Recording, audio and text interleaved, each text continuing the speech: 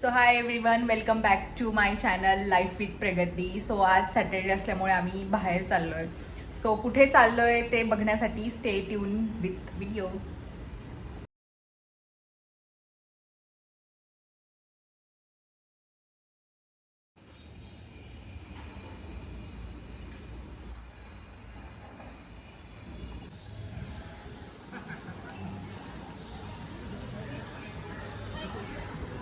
Hello.